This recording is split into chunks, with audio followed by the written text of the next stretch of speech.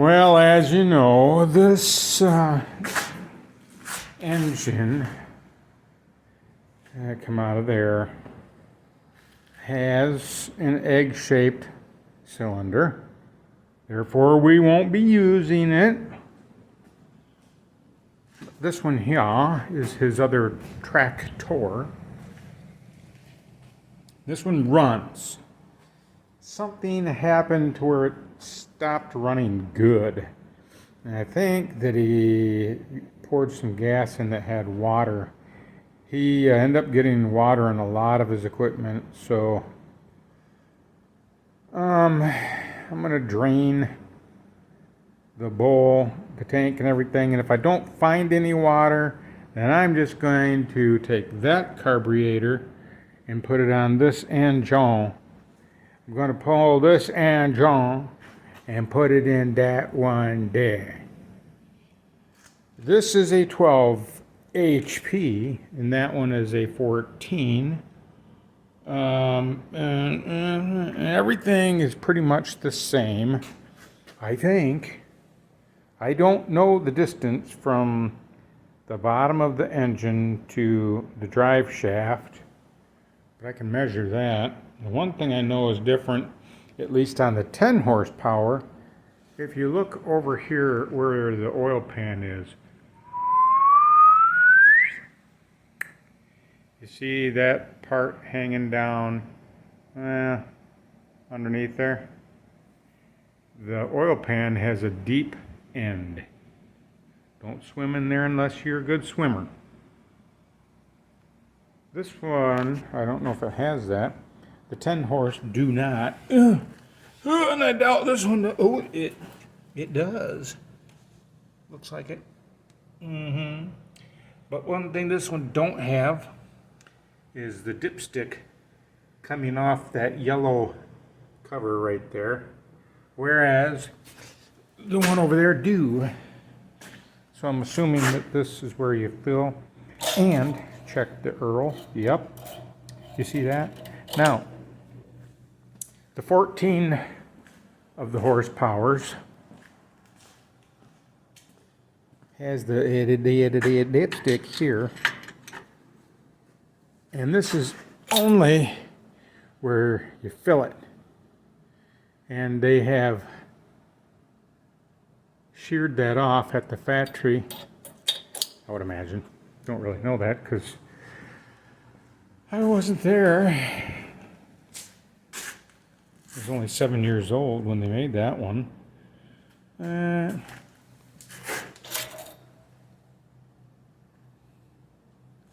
Well, you know, I don't know what they did, okay? I'm just making stuff up as I go. So I'm getting ready to pull this one, and you know what I'm seeing that is making me happy? This one, in all appearances, is not caked with oily dirt like this one was, which I did a lot of cleaning on.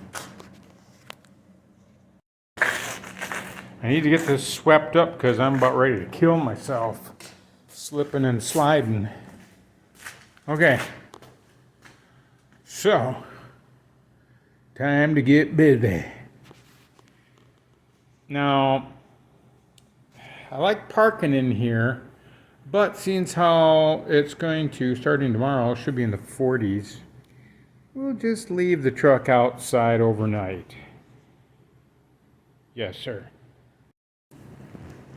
Okay, so I've got the 4 motor mount bolts out, all 4 of them.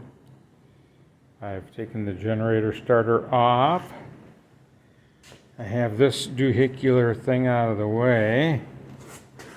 This rod is officially out of the way.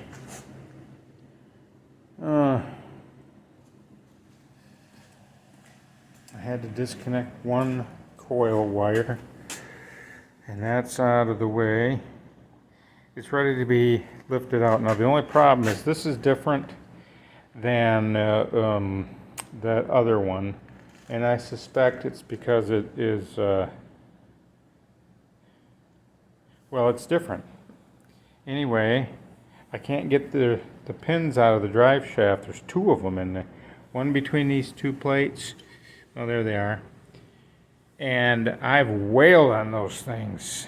Cannot budge them. So, I'm hoping that I can get the engine to go that way and then that way. Here we go. Alright, so the engine is pulled out of this one. And there isn't anything else on this guy that needs to be removed. Got the engine over here. I need to drain the bowl on the carburetor. He had a lot of gas. He had a lot of water in the tank. That's all water. I'm going to swap coils because the coil wire, this one is the one off the other engine, and someone's got it taped. So I pulled the good one off of this bad engine, and these, it doesn't fit. A little bit different. So I'll just swap the coils around. That's all. Alright, so I just got done cleaning the bowl, and yes, there was water in there. I swapped out the coils,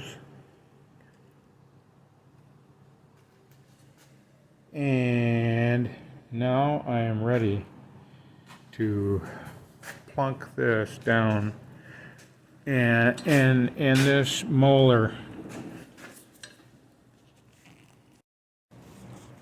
The dowel pin that locks the drive shaft in with the engine is worn out. I went to the hardware store and they don't have any 1/4-inch dowel pins long enough. So I put this one back in and I made some keepers just so that it's not going to slide out, because when I did this before and ran it, when I came back to disassemble some things, that dowel pin was coming out. Yeah, that ought to hold it in there. Well, it's finally finished. All on the same day. Well, yesterday and today. So this is the engine out of there. And that was running terrible because there was a lot of water in the gas. Also, there's a little like a pipe nipple, fine thread coming out of the bottom of the gas tank, and that was clogged. Not on this engine, but the other one. Where's the gas tank? The other gas tank. Right here. There was a clog in there, and then inside that body was, that aluminum piece was clogged as well. I cleaned it, and my brother-in-law had told me when he was trying to use that to plow his driveway that it just didn't seem like it was getting enough gas. Well, there's the reason why. Not to mention there was plenty of water in there to stop it. This is running. I did start it, and I'm getting ready to take it outside for a drive. And then it's going to go to the auction. And I guess he's going to hang on to this one until he finds another engine, or until he just doesn't want to hang on to it anymore.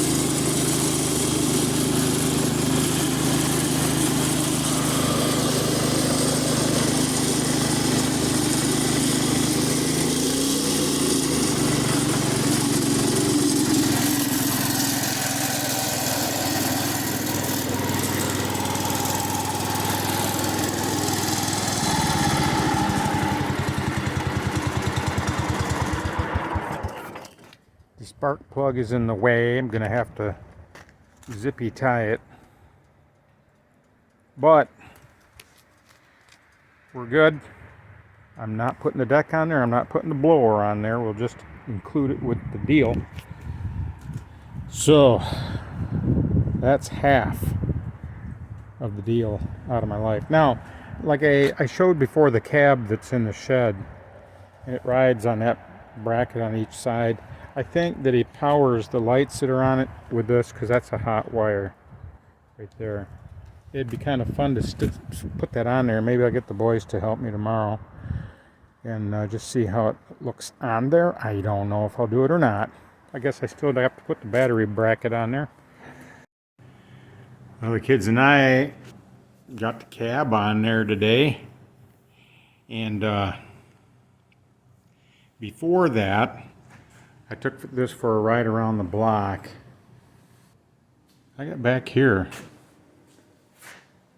and it stalled, and then I started it and it stalled, and I'd go like 15 feet at a time if I was lucky, until I finally got home and I thought there was a bunch more dirt in the gas tank clogging up the thing, and so I was going to pull the tank and clean it out again, and it turns out that it was that little valve on under the tank vibrated shut, because I didn't have it all the way open to where it would stay by itself, and so it just vibrated shut. So I was glad to find that out. So we got a wiper. You know how that works? Why, I'll show you.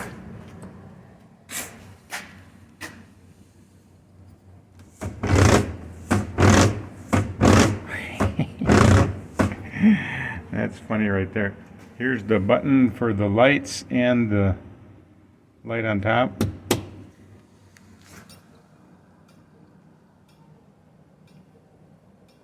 Mason jar turned upside down, painted red.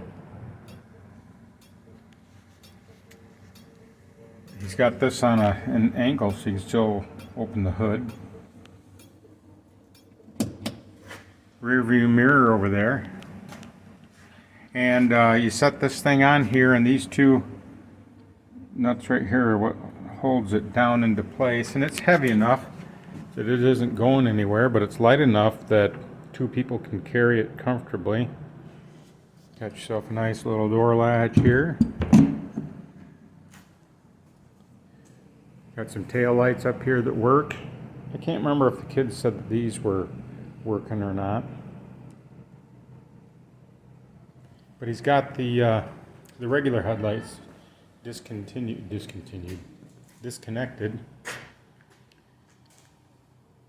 And I've been trying to find an engine for this one now. And you watch, what will happen is we'll take this to the auction and it will be sold. Then we'll find a 14 horse. This one takes a 14, that one took a 12. So we took the 12 from there and put it here. And that's the way that it goes, That's what's going to happen. So I think tomorrow I'm going to maybe put the snowblower on this thing if I feel like I want to punish myself. And then we'll see how everything goes.